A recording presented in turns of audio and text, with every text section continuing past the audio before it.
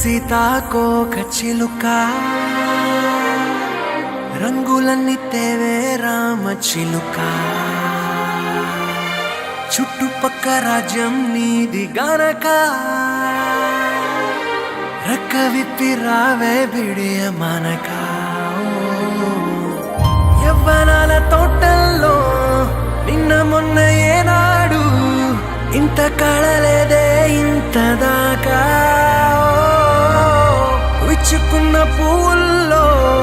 కుప్పుమంటూ ఈనాడు కొత్త రంగు రాసిందే నీ రాక